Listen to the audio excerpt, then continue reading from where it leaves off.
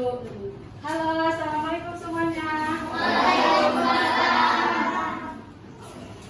Baiklah, gimana kabarnya hari ini? Alhamdulillah, luar biasa. Alhamdulillah, pada sehat semua ya. Nah, sebelum kita mulai pelajaran, masih ada sampahnya tidak di bawah kolong mejanya tadi itu atau di kursinya?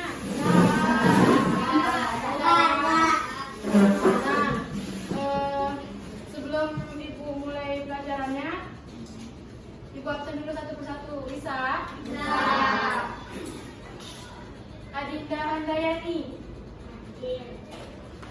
Aini Syafira, Amanda Prameswari, Amelia Febriani, Andreas Valentino, Arlizan Dwi itu yang mana? Aisyah Fakih Hafuza, Kadisa Putri, Irfan Malik, Raka Putra, Muhammad Abdul Fattah, Muhammad Rashid Aftarian, Nadia Syafwa, Najwa Zufro, Nazwa Abdillah, Putri Carolina, Ramadan, Reski Nainda, Rizky Ramadan, Seren Wisna, Muhammad Akram, Yuni Delsi, Zaskia Andraini. Baiklah, sebagian ada yang sakit dan sebagiannya ada yang berarti kita lanjutkan dulu materi sebelumnya. Bisa? Apakah masih ingat materi sebelumnya? Masih. Apa itu tema satunya? Tema satu, subtema satu kan? Kalau masih ingat pelajarannya, apa tuh judulnya tuh? Apa? Tuhan sahabatku. Nah, Ibu mau nanya, kalau di bagian sekitarnya kita itu kan pastinya terdapat tumbuhan kan? Apa manfaat itu? Apa manfaat itu? Bisa untuk pendengaran juga. Terusnya lagi, ada lagi? Bisa.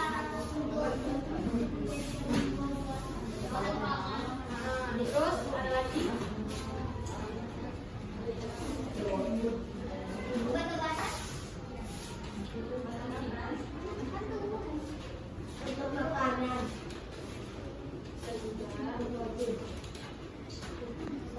Nah, berarti manfaatnya tumbuh-tumbuhan tadi itu apa aja? Bisa diulangi?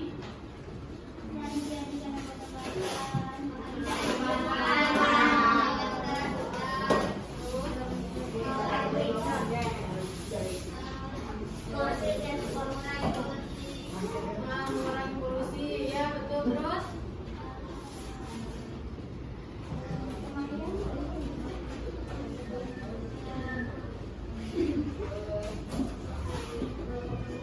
Sudah? Baiklah. Nah, manfaat tumbuhan itu seperti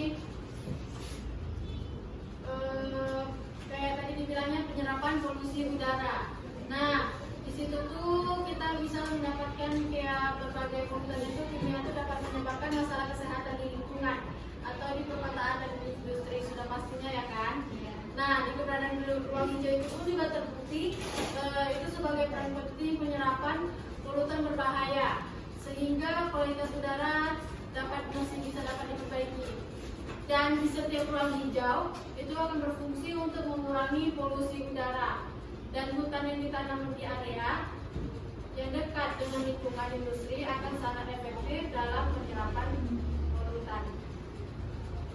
Nah, di situ pun ada juga tadi sumber makanan dan obat-obatan. Nah, di situ pun tanpa tumbuhan pun kita tidak akan ada makanan. Segala sesuatunya itu pasti yang dimakan oleh manusia, termasuk daging hewan. Di situ tuh akan memakan tumbuhan, yaitu hasilnya dari tumbuhan yang menggunakan energi sinar matahari mengambil untuk mengambil karbon dioksida dan menciptakan molekul kompleks yang mengandung karbon. Dan selain itu juga tumbuhan juga berperan penting dalam pengobatan, yaitu kebanyakannya obatannya itu yang berasal dari tumbuhan dan terbukti untuk mampu mengatasi sejumlah masalah kesehatan. Dan di sini pun ada yang terakhir yaitu seperti kualitas tanah. Nah, kualitas tanah itu kan kita kan menanam pohon yang pastinya itu kan sangat penting untuk menjaga kondisi tanah tetap baik. Dan di sini pun akan dari tumbuhan dan mikroorganisme yang hidup di sekitar akan menyatukan tanah pastinya dan mengurangi risiko erosi. Nah, bagaimana masih ada yang paham atau belum paham? Sudah paham ya? Nah, berarti kita lanjut ke pelajaran selanjutnya lagi yang belum selesai itu ya kan? Yaitu tentang perkembangbiakan secara generatif. Nah, apa kalian tahu apa artinya perkembangan secara generatif? Perkembangbiakan yang terjadi melalui pelaburan serta penjajah dan perkawin betina. Nah, betul. Jadi di sini Ibu akan menjelaskan perkembangbiakan secara generatif. Nah, di sini nih perkembangan generatif itu kan secara kawin ya kan, atau secara kawin. Nah, itu terjadi melalui proses penyerbukan dan pembuahan. Dan perkembangan generatif ini pada tumbuhannya itu diawali dengan penyerbukan, yaitu dengan melekatnya atau jatuhnya serbuk sari ke kepala putik. Dan di sini setelah terjadinya penyerbukan itu pada serbuk sari tumbuh bulu serbuk sari yang menuju ke ruang bakal biji. Pastinya kemudian serbuk sari itu akan masuk ke dalam ruang bakal biji melalui bulu serbuk sari. Dan di dalam ruangnya itu bakal ada biji terjadi pembuahan, yaitu peleburan serbuk sari atau sel kelamin jantan atau spermatozoid. Nah, dan kepala putik itu atau yang dengan bisa disebut sel kelamin betina atau sel telur. Nah, yaitu selanjutnya hasilnya itu akan dari pembuahan adalah zigot. Dan selanjutnya zigot itu berkembang menjadi lembaga. Lembaganya itu berkembang menjadi bakal biji. Nah, bakal biji itu akan berkembangnya itu menjadi biji dan bakal buah. Kemudian bakal buah berkembang menjadi daging buah. Di sini pun ada juga lembaga yang berada di dalam biji. Nah, di dalam bijinya itu merupakan calon tumbuhan baru. Di sini tumbuhan yang berkembang biak secara generatif itu antara lain seperti padi, mangga, dan jambu. Kalian nyentuh? Enggak.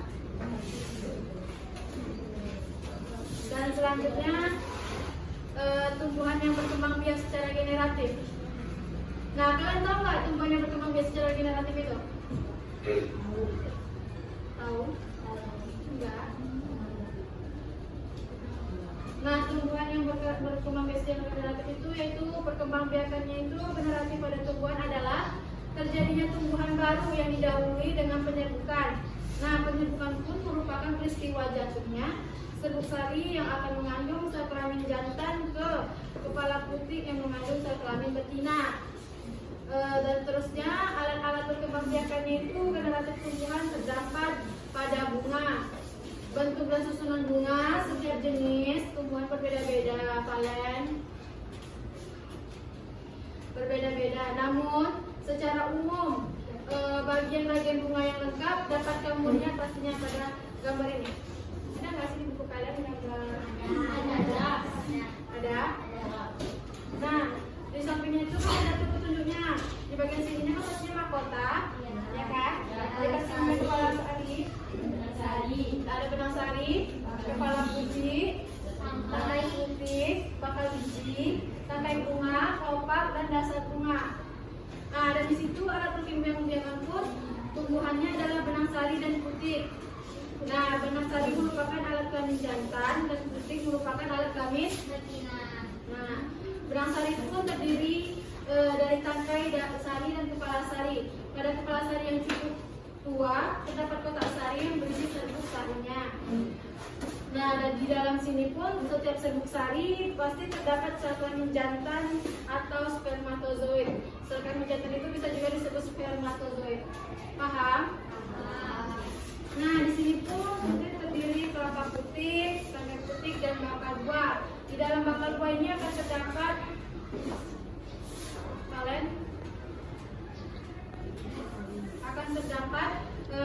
pada buah. Di sini pun terdapatnya kangkung lembaga yang mengandung beberapa inti. Itu siapa namanya Mbak? Bidan dan Kudis.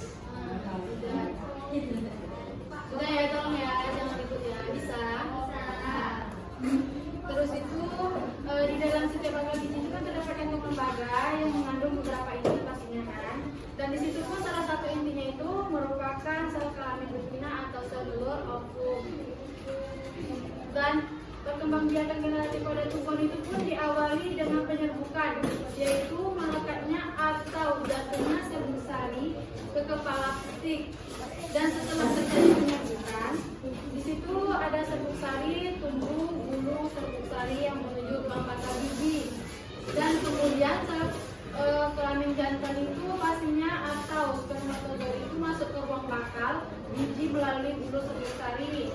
Di dalam ruang bakal biji itu bakal terjadi pembuahan, yaitu peluburan sel kelamin atau spermatozoid dengan sel kelamin betina. Hey, paling juga lagi ya. Bisa paling juga. Ibu lagi menjelaskan no. Terus itu ada juga lembaga yang berada di dalam biji itu merupakan calon tumbuhan baru. Tumbuhan akan tumbuh jika biji itu ditanam atau berada pada lingkungan yang cocok. Nah, di sini pun ada yang berdasarkan asal serbuk sari. Penyerbukan dibedakan menjadi 4 macam. Apa aja itu? Apa aja? 4 macam penyerbukan itu ada dibedakan 4 macam. Apa aja? Ada yang tahu? Nah, di situ yang pertama penyerbukan sendiri. Nah, yaitu serbuk sari jatuh ke kepala putik bunga itu sendiri.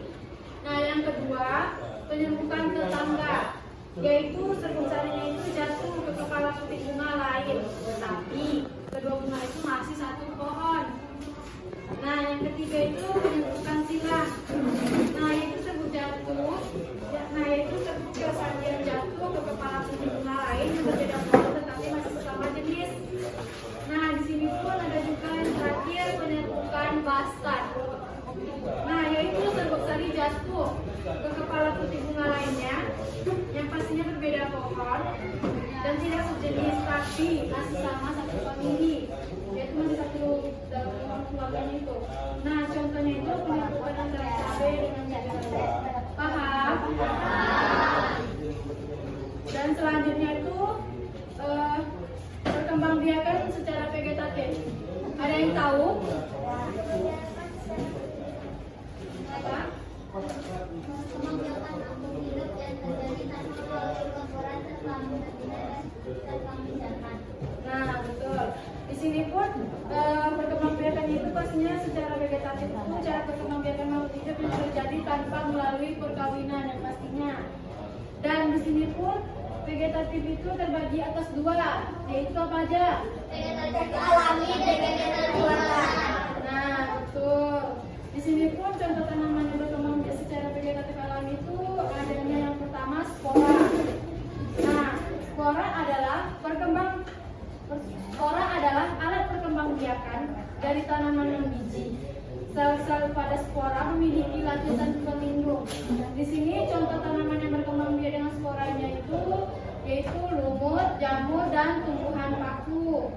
Yang kedua, umbi lapis. Nah, di sini umbi lapis adalah alat perkembangbiakan yang terdiri dari tumpukan dan daun berlapis dan tebal.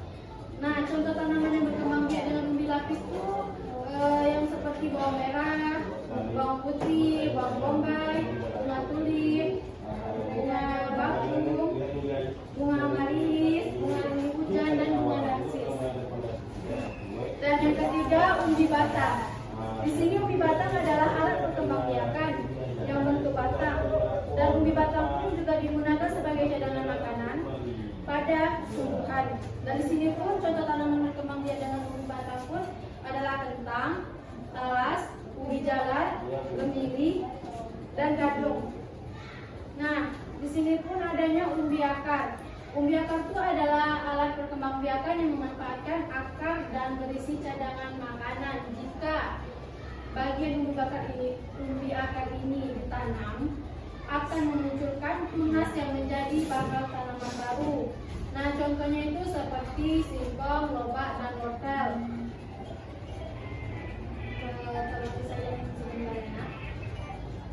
Nah, yang selanjutnya tunas.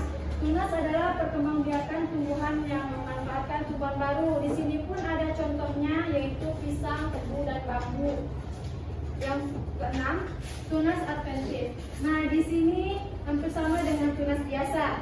Pembedanya terletak pada letak tunas yang berada pada akar dan daun. Di sini pun ada contohnya, yaitu sukun, cemara, dan cocok bebek. Di sini ada yang terakhir, akar tinggal. Nah, akar tinggalnya itu yaitu perkembangbiakannya melalui tumbuhan menjalar di permukaan tanah.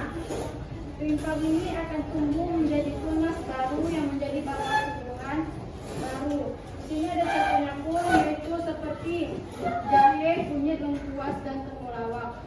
Di sini pun ada juga jenis dan contoh perkembangbiakan vegetasi buatan pada tanaman. Yang pertama, stek. Stek ini adalah jenis perkembangbiakan vegetatif buatan yang menggunakan potongan tubuh di tanaman. Pastinya dekat, kalian tahu kan? Kita kayak mencangkok. Nah, bagian itu beberapa contoh tanamannya yaitu disebutnya adalah rosemary, mawar, lavender, dan singkong. Mencangkok itu beda dengan stek, yaitu dengan kita memotong tangkainya yang enggak berguna. Dan yang kedua, populasi, yaitu adalah jenis perkembangbiakan vegetatif buatan yang dilakukan dengan menganten alias menggabungkan batang bawah dan batang atas dari tanaman yang berbeda. Dan di sini pun ada contohnya, yaitu tomat, terong, mangga, durian, dan lain-lain. Nah, yang ketiganya yaitu cangkok. Nah, cangkok ini jenis perkembangbiakan vegetatif buatan.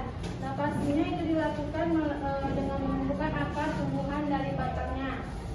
Dan di sini pun ada contohnya seperti alpukat, jambu, air, mangga, dan sawo.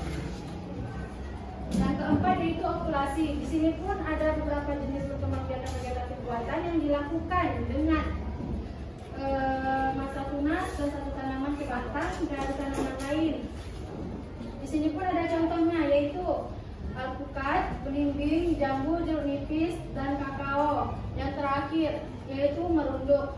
Nah, di sini pun ada jenis perkembangbiakan vegetatif buatan batang yang penghubung dengan membengkokkan atau merundukkan cabang atau ranting dari batang ke dalam tanah. Nah, di sini pun ada contohnya, yaitu seperti apel, kangkung, sirih, dan stroberi. Valen, bukannya kamu sibuk sendiri dari tadi. Dan materinya itu kalian dapat semua apa yang dijelaskan tadi?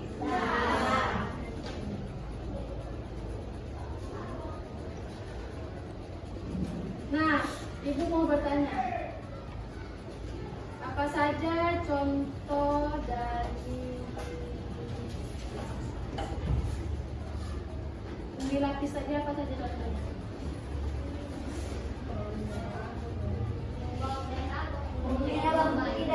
Ya. Yang kedua, umbi batang.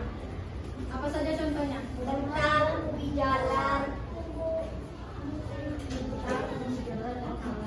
Ya.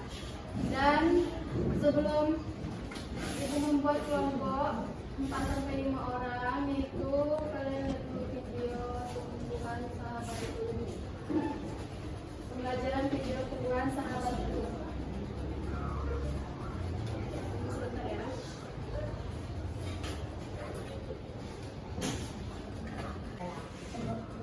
Suaranya nggak jelas ya. Nah, ada yang disampaikan?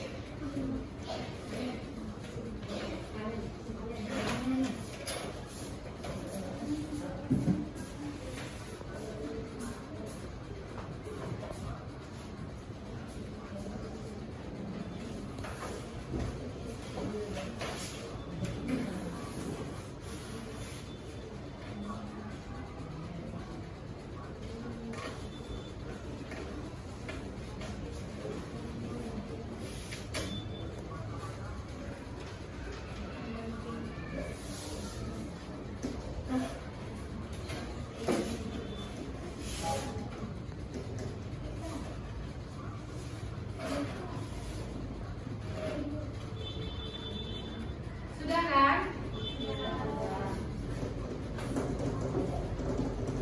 Nah, di sini kan udah ibu tunjukin video tumbuhan sahabatku ya kan? Nah, baiklah ibu akan membuat kelompok yang berdasarkan 3 sampai 4 orang. Bisa? Kamu sama ini. Ini keempat. Hei.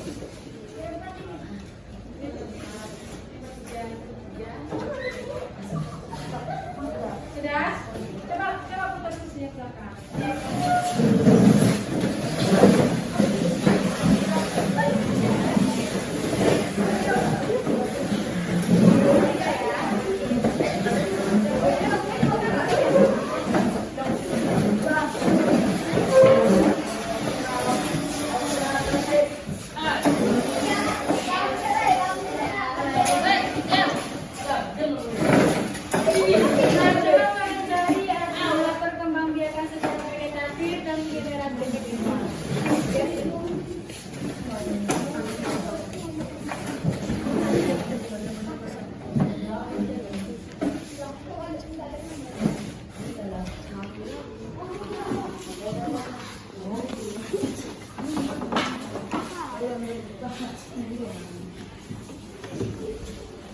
Cari artinya, yang artinya contoh tadi itu apa atau contohnya apa?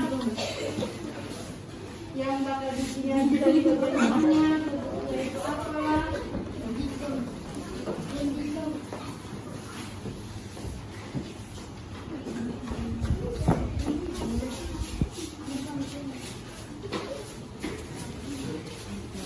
Kamu sudah urusannya?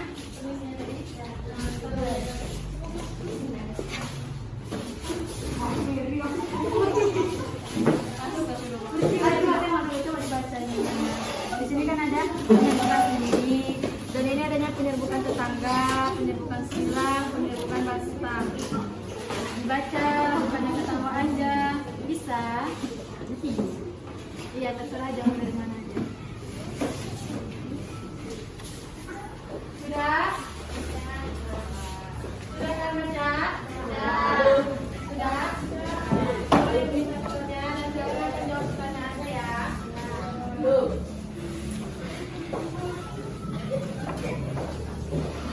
Dan di sini contohnya apa ya?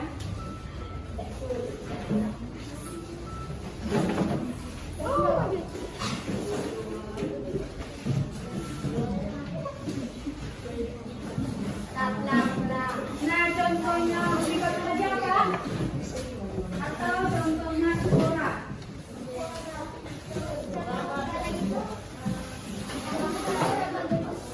Ada yang tahu? Apa contoh sekolah tadi? Udah ibu jelaskan. Lumut, paku, dan Nah, iya.